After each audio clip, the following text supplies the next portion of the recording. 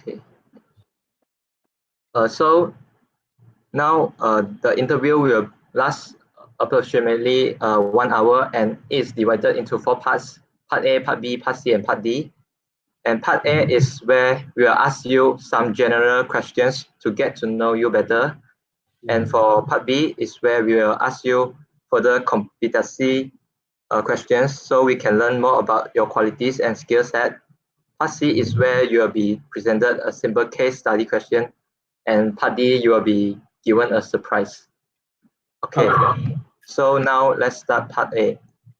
Yep. So tell us about yourself. Okay, yeah, sure. So I'm Sil. I'm from NUS. I'm studying business analytics in school of computing. Yeah, so I'm currently studying and also doing some side projects as a social enterprise. Yeah.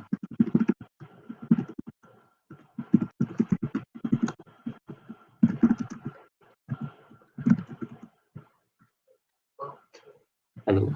Hello. Yeah. So Mm. now, what are your current and expected commitment for the upcoming year? And do you? Okay. Yeah. Okay. Oh, sorry. Okay, sorry. Okay. Yeah. So for the commitment, right? So yeah, I'm doing a environmental project. Under this Singapore MCCY Youth Action Plan. So it will last for a year until next year March. January will be the pitching session. Then we'll get the grants. So that is the commitment aside from the schoolworks. Besides that, it's just yeah, besides that, I don't think there's any more. Okay, also include like school CCAs, which I'm currently in NUS Entrepreneurial Society. But that is also just an executive role, so more administrative work than more of a spearheading. Yeah. So did you apply for other organization apart from ICMS? Outside school, no. Okay. So, what achievement are you most proud of? Oh, okay. Actually, I'm quite fortunate to have several occasions in which I was able to represent Malaysia. For example, I was representing Malaysia to be selected by the U.S. Department of State to participate in an academic fellowship that's fully sponsored by U.S. Department of State to study about social entrepreneurship and economic development in Brown University in Yukon. That was a really great experience because I was able to meet with 11 different ASEAN friends, and it was such a great community that we built alongside in these 5 weeks in a foreign country. And I just feel it's so strong. But that's not actually my proudest moment because actually I feel like being proud of something is more like, for me as a person, I believe in impact. So for me, it's really important that I do what I believe in, and what I believe in will create an impact to other people and community. So actually, my proudest moment was to be able to volunteer under the Ministry of Youth and Sports Malaysia to go to this place called Pulau Bangi. So Pulau Bangi is the biggest island in Malaysia, but it's one of the poorest island. So I was there for 6 weeks. I was able to initiate 10 sustainable projects with a very, very limited budget and in 6 different villages, yeah. So it was really the proudest moment after the 6 week to be able to survive in this no water, no electricity, and sometimes we struggle for food. We just eat eggs every day. So I think that was my proudest moment to be able to create impact while survive in such an environment. Yeah. Mm, So, what do you learn from this achievement? Oh, there's a lot that I've learned. So first thing that I've learned definitely is survival skill. So we are given several money, like logistic money, air ticket money, and also project fund, and also food fund actually, and also allowance. But the amount of money is just so limited. And then when you go to these foreign places, literally we are just thrown there. So we have to make connection to the local authority ourselves. Of course, we're under Ministry of Youth and Sports Malaysia, so it's kind of easier. But sometimes the local authority is not, the same political party, so it becomes very, very, very sensitive. So it takes a lot of these, what I say, empathy to actually think in their perspective. And when you talk to them, like what are the things that you want them to know and what are the supports. So you have to be really straight and clear. And sometimes you can only meet them for like 5 minutes to 10 minutes. But in this 5 minutes to 10 minutes, it actually really depends you how you it really really you really need to rely on these 5 to 10 minutes to get the maximum resources, especially in this case where we are just thrown to this island. We don't know anything about the island. We have nothing to prepare, but we just go there, talk to people, slowly identify problems, and then come up with a solution that fits the problems in the community instead of just coming with a problem and coming with a solution before you really identify and actually look into the problem. So I guess just to summarize, I got a bit lost out there. First thing is interactions with local authority, how to pitch in 5 to 10 minutes to get the maximum resources. And second thing, how to identify and talk to people to get the root problem. And third is to solutioning based on the problems that I have learned. Okay, so now I'm going to ask you, what do you hope to get out of your time with ICMS? How to what? How to what do you hope to get out of your time with ICMS? Oh, right. I do have. I just came to Singapore, so I'm not sure how the corporate world works in the Singapore context. So I personally very interested to really explore the corporate culture because when I first come to Singapore and NUS, people told me it's really hard to get a job. And corporate here is super competitive and things like that, which I think probably is absolutely true. So it's really important to prepare from the very early start to like really understand how the corporate culture and the system work here. And I hope that I can explore those perspective with ICMS because I think ICMS has a strong connection to many corporates across the world and also in Singapore. And therefore, I hope like the more I can contribute, the more I can see, and the more I can build my connection as well. Okay, so this is the end of part A. So I'm going to conduct part B, which the competency questions. So, so the first question is, ICMS Singapore chapter is a relatively small chapter. So how do you see the prospect of our chapter? Right. So I personally have friends from UK chapter and also Malaysia chapter. So I think really how like because we've been relatively small means like we are not being out there to like really show to the people what we are doing. So I think exposure is the first thing that we have to tackle. So I guess I mean having more events that actually fits the needs of the people and then collaborate with more societies in different universities, NTU, SMU, NUS, to actually like put our name outside will be very important. And I mean, I think like I mean what ICMS is great at its strength is that we have a strong connection all across the world. We have an international framework of support structure, and I think we should make use of that to see how we can localize those strategies into our Singapore chapter and bring values to the students. And I mean, like not just Malaysian students, but also students of like Singaporean or other countries as well. Because I feel like Malaysian population um, in Singapore is not as huge as like UK. I feel everyone goes to UK. So I think we should actually think about how we can strategize and increase our sampling frame to influence more people, to get more people into this influential cycle of change. Yeah. Okay, so the next question is, did you participate in our flagship event in Singapore? How the pros do it? Oh, actually, I did not because I just came like 3 months ago. I I I literally didn't go to like any events like yeah Oh, okay. outside school except youth action plan. Yeah. Oh, okay. So never mind. So I'm going to ask you, what are your goals in life, and what steps are you going to take to achieve them? Right. So to be honest, as a computing student, I feel like it's kind of intuitive to say that our goal is to become the best coder. Literally, that's my goal. I mean, that's the biggest goal I hope that I can achieve. So the steps I'm taking is actually two factor. First factor is to be good at coding, so literally do lots of coding questions. And I would say like some of the interview questions by FANG company like Amazon, Facebook, and those interview questions are really good questions on coding as well. So I'm trying to tackle more of that from an early stage, and also get my fundamental right. Not to rush into projects, but really slowly build my root on understanding. Like for example, currently I'm doing R and Python, so I'm trying to really understand all the really basic stuff into a very good extent that I know exactly each of these symbol, how does it work, and the syntax of it. And the second thing, I think like a good coder does not mean that you're just good at coding, but coding is for helping people. So like machines work for people and not people work for machines. So I really treasure the opportunity to be able to interact with people and to be able to go out to other disciplines to see what kind of problems other disciplines are facing and how I can use technology to empower the solution of it. For example, currently I'm doing agriculture as well, urban farming.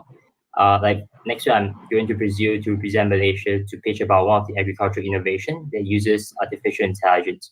So something like that, I feel like it's important to actually branch out to lots of disciplines to truly call yourself a good coder.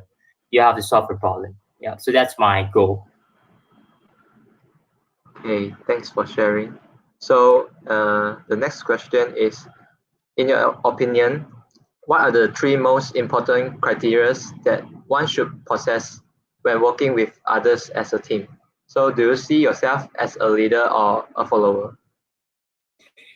Yeah, that's a really good question. I think the three most important characteristics first is open-minded. I mean, everyone says that, but what truly means by open-minded is like it's not like you listen to everyone and then you follow what everyone says, but rather open-minded means like you have your own moral compass, so you know what you want. You're saying that you know what is not supposed to be done, like what is the worst case scenario. And at the same time, you're open-minded to other opinions and inputs, and then you change a bit of your route, and then that's where you can come up with greater ideas. So I think that's the one most important trait of a successful team player. You have to be open-minded while being not too pushed by other people's opinion. And the second thing definitely is to be responsible.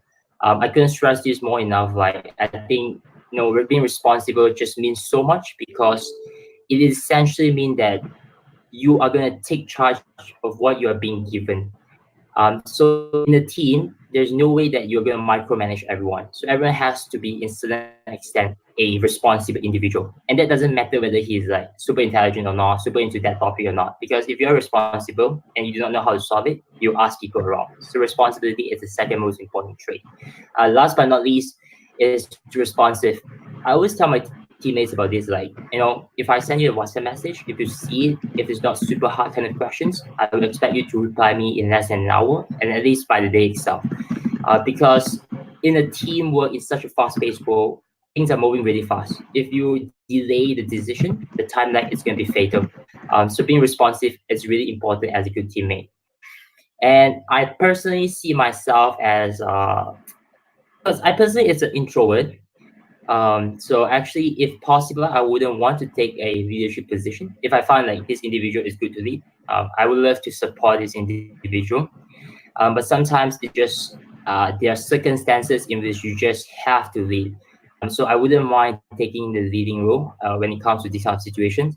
In fact, many of these instances have prompted me to learn like what is the introverted style of leadership. Yeah, so I would say that is kind of like me, kind of personality on team working.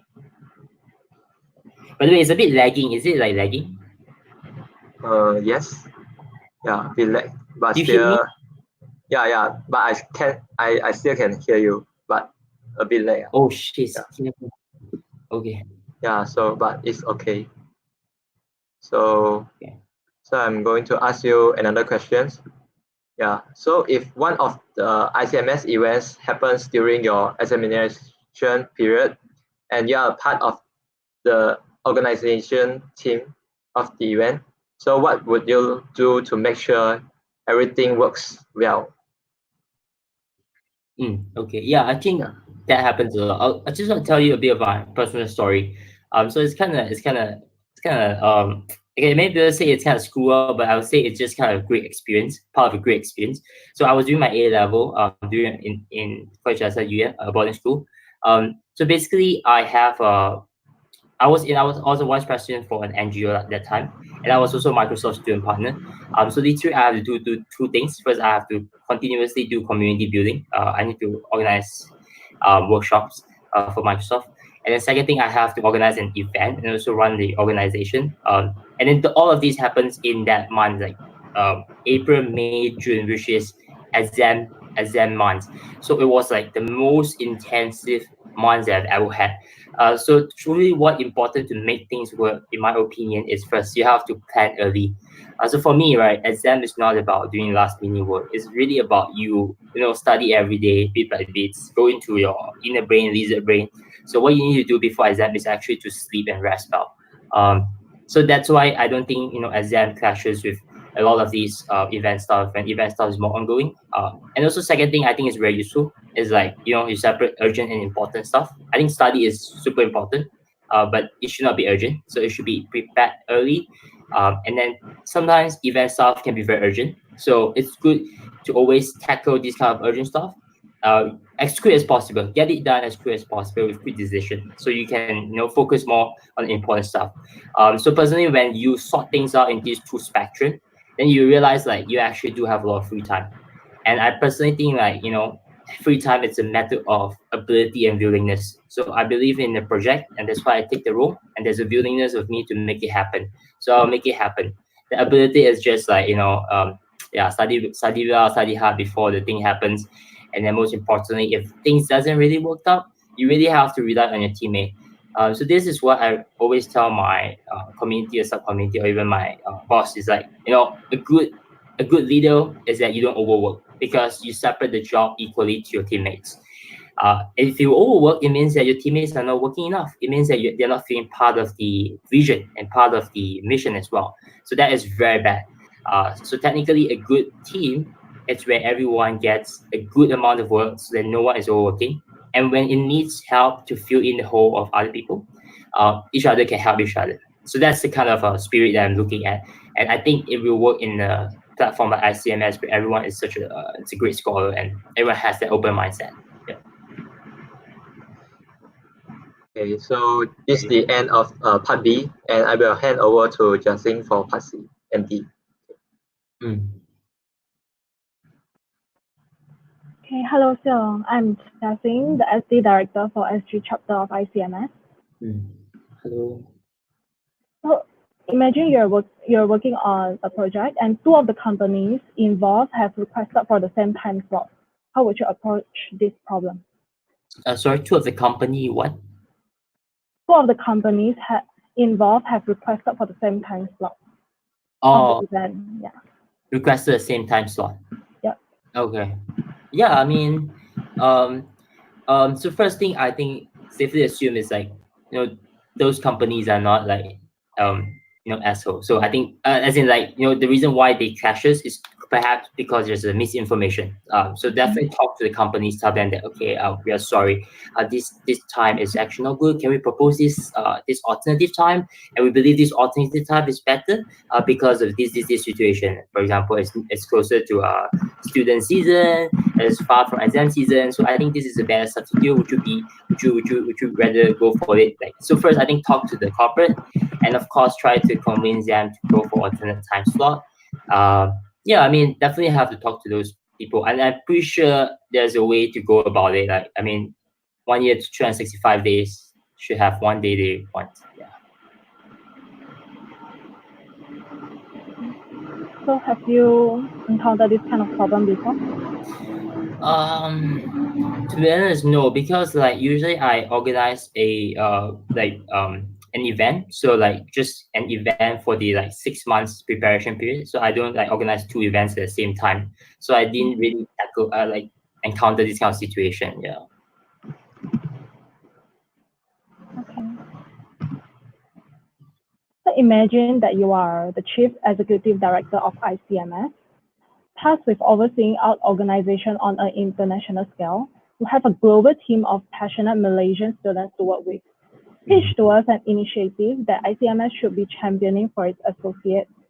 You're given 1 minute to prepare for a pitch and 1 minute to present to us after that.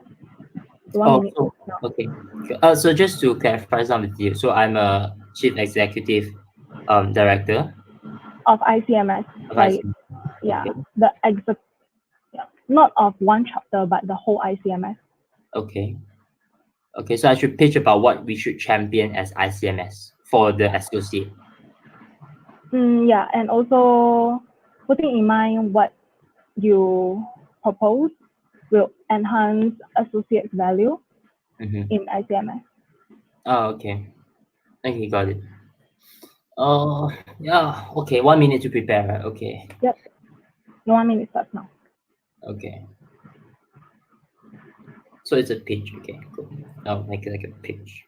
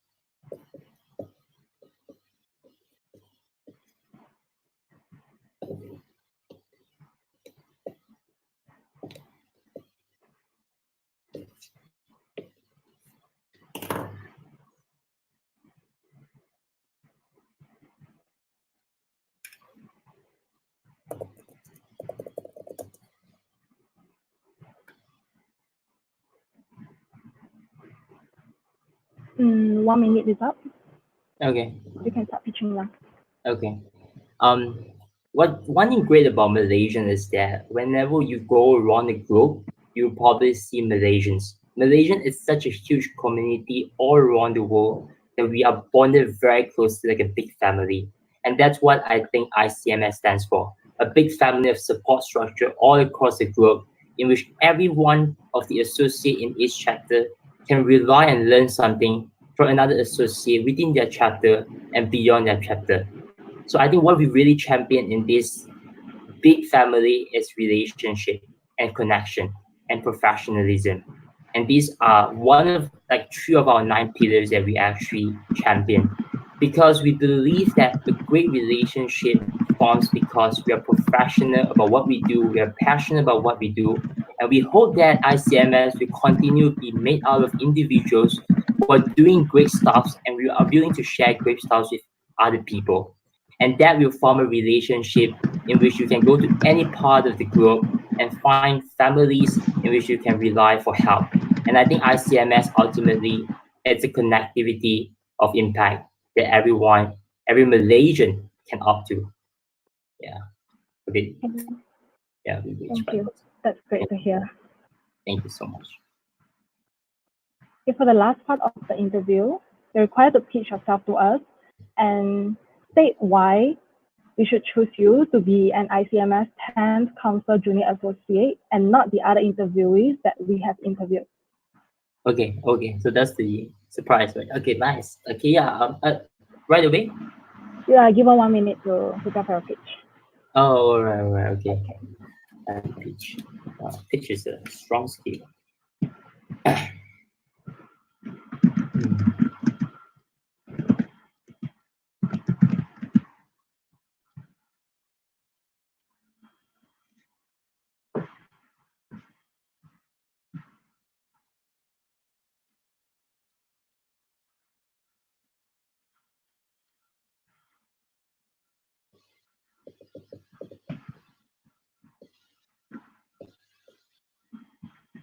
Just curious, any one of you here from NUS?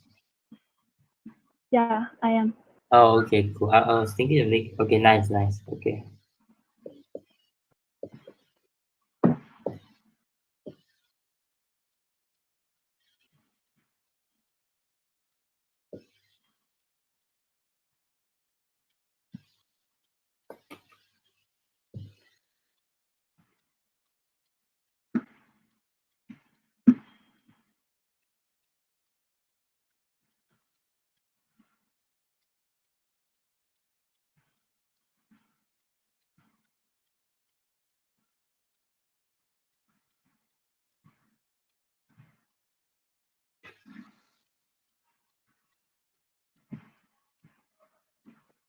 Your 1 minute is up. Yep. Okay, I'll start now. Okay, so I think passion, commitment is just a prerequisite of of just being eligible to opt for this association with ICMS. So I think I couldn't stress more enough that I'm passionate, I'm committed to this position. But what I really want to stress, like differences in me and other applicants, is perhaps my vision for multidisciplinary. I really love computing, I really love coding, but that doesn't mean that I'm not open to other perspectives of great life. So things from agriculture to climate change, to even volunteerism, more grassroots aspect of it. So I'm really multidisciplinary, and that perspective allows me to really be open-minded to different ideas and different work styles. And being open-minded essentially also means that I'm nice to work with. Like I'm very creative in a sense, in a way that like I used to see the bus like there's like okay, I hope this is not recorded, but it's okay. I recorded. Okay. It's okay. I used to make this joke about the bus, right? My friend and I was talking about the bus, and I do this joke like, okay, by any chance, are you a bus? Are you NUS bus? And then like, you say, what do you mean? I was like, oh, because you are the D1 for me. Yeah, so something like that. So it's creative. I make lame joke, so it will energize the community. And at the same time, I'm very professional in the sense that I do a lot of stuff. I do represent Malaysia in ASEAN context, and I hope I can bring those perspectives, like those international perspective, into the community. And yeah, I'm very excited to work if I have the chance to. Yeah. Okay. Yeah. Thank you. Thank you. So do you have any questions for us? Yeah. Actually, by latest, what day or date we will like get a notice about the result? So the results will be released in early to mid-November. And do remember to check either your inbox or spam folder. But in the meantime, if you have any questions or any feedback, you can always reply me with the email. Yeah. Oh, okay. Got it. Yeah. Thank you so much. Thank you. All right. Okay. Thank you. Have a nice day. Have a nice day. Right. 一个想把第一个想把第一个，好搞笑哦！哇，很多东西啊。我都忘记什么东西。对哦，很屌呀！哇，直接写50我问我分。不好还是不好噻？我不知。只是怕还有太多 commitment 吧。可是他应该会 manage。我觉得他很 look forward，因为他有朋友在 UK 跟 MY，就是来 ICMS 的2个打 chapter 嘞，我老。啊，厉害呀！傻眼了直接。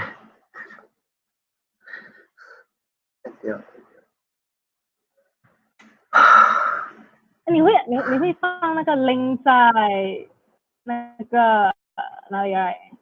那个 interview slot 那边哦。